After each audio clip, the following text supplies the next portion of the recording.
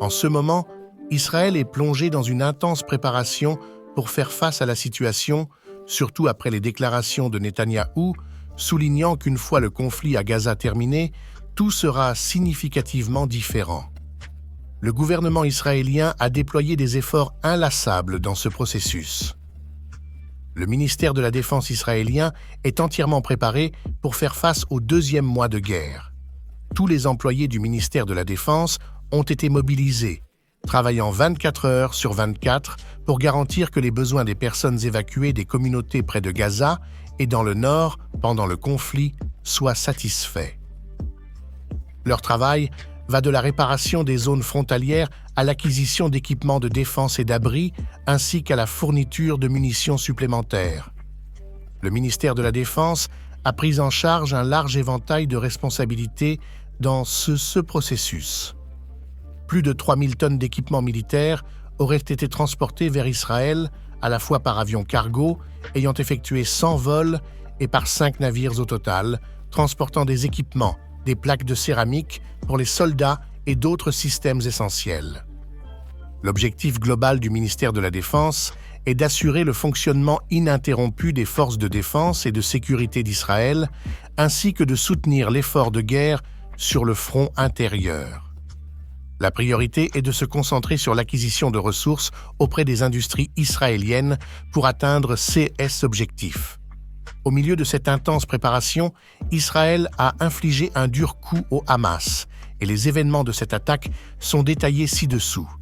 Les forces de défense d'Israël ont rapporté que leurs troupes ont eu des combats rapprochés avec des combattants du Hamas qui ont effectué des attaques surprises et se sont rapidement repliés à travers des tunnels.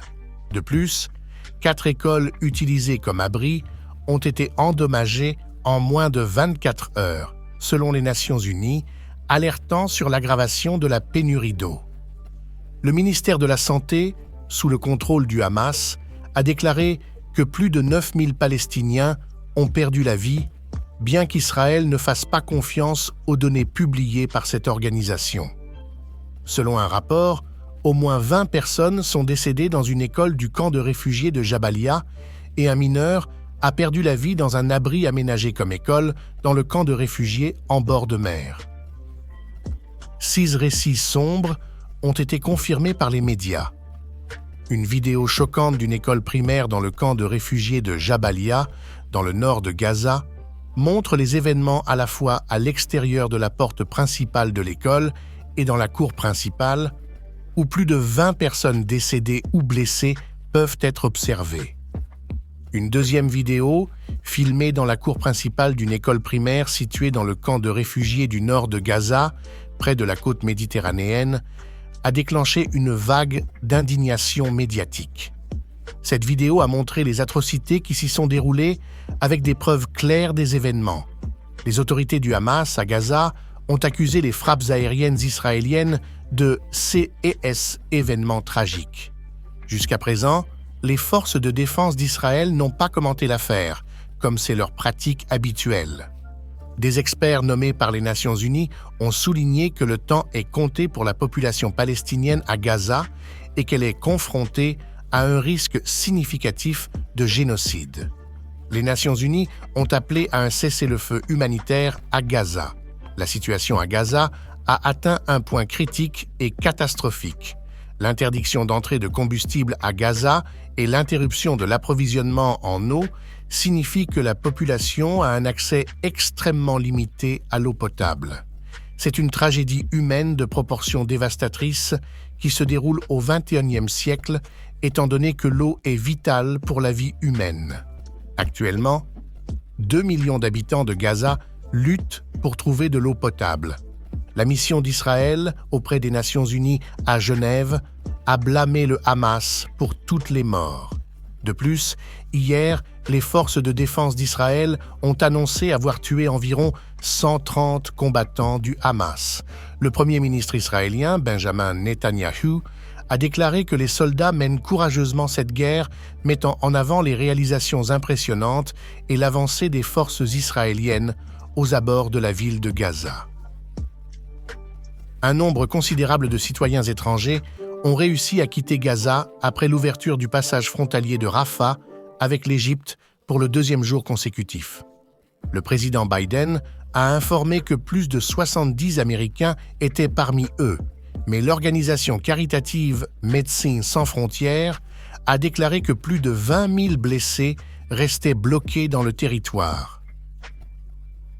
Parallèlement, le mouvement Hezbollah au Liban a annoncé qu'il menait des attaques contre 19 cibles en Israël, décrivant cela comme leur offensive la plus intense à ce jour.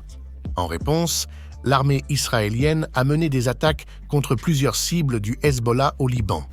Ces événements surviennent un jour avant le discours très attendu du leader du Hezbollah, Nasrallah.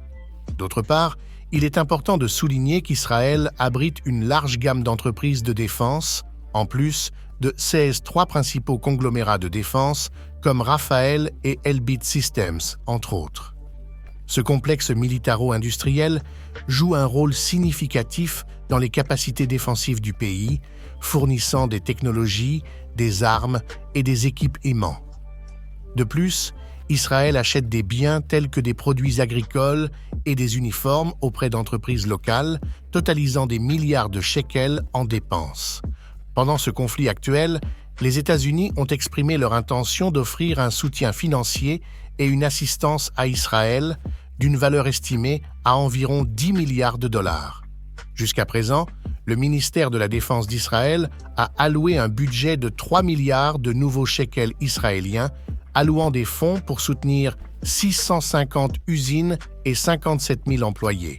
Ce financement a permis l'acquisition de 8 500 véhicules, dont 4 000 autobus, 2 000 camions et divers types de véhicules mobiles. De plus, des projets de construction et de réparation ont été réalisés dans les communautés frontalières, en particulier dans les zones touchées par les attaques de Never, près de Gaza. Des efforts ont également été déployés pour fournir des abris de défense et d'autres espaces nécessaires. Dans ce contexte, le ministère de la Défense organise également des préparatifs pour commémorer les martyrs tombés. Pendant le conflit, un total de 394 membres des forces de sécurité ont perdu la vie, dont 58 agents de police et membres du Shin Bet, le 7 octobre étant un jour particulièrement tragique. Beaucoup de ces hommes courageux ont été blessés au combat et il a fallu un effort considérable pour organiser leurs funérailles. L'ampleur de la tragédie est telle que les martyrs ont été enterrés dans 146 cimetières différents. De plus, 712 membres des forces de défense d'Israël ont été officiellement classés comme handicapés en raison des blessures subies lors des affrontements du 7 octobre. Des milliers de personnes ont été blessées dans les premiers jours de combat. Et bien que de nombreux patients aient été libérés de l'hôpital, un grand nombre d'entre eux restent hospitalisés avec des blessures graves. 6 chiffres soulignent le coût humain élevé de ce conflit. De plus, environ 125 000 personnes, contraintes de quitter leur maison dans environ 100 endroits, tels que les villes de Sderot et Kiryat Shmona, sont actuellement réfugiées dans 359 hôtels et pensions. Israël a souligné l'objectif global de ce conflit et son objectif final de remporter la victoire. Cependant, la tâche actuelle de préparer l'économie à d'éventuels scénarios de guerre totale constitue un effort monumental. Dans une note positive, Israël dispose d'une industrie militaire importante et de la capacité de s'adapter à cette situation, fruit de décennies de travail conjoint entre le mouvement sioniste et l'État. Selon les autorités, le ministère de la Défense fonctionne 24 heures sur 24 et investit dans des systèmes militaires spécialisés. Cela implique l'utilisation de technologies de pointe et de ressources basées sur l'intelligence artificielle. De plus, Israël acquiert des dispositifs anti-drones supplémentaires et a lancé des investissements dans des systèmes sans pilote, y compris des drones, des robots et diverses technologies pouvant être utiles, comme la création de drones en SM et l'utilisation de l'intelligence artificielle. Seize Action reflète la diversité des capacités de la nation et sa capacité à s'adapter à une économie centrée sur la défense. Cependant, plusieurs obstacles doivent être surmontés en séas de conflits prolongés, notamment la mobilisation des réservistes et l'évacuation des populations des zones frontalières. De plus, toute stratégie sera mise à l'épreuve une fois le contact avec l'adversaire établi, Israël n'ayant aucun moyen de communication avec son homologue. De plus, les stratégies basées sur les avancées technologiques demandent du temps pour être maîtrisées. Nous vous remercions de prendre en compte ces aspects.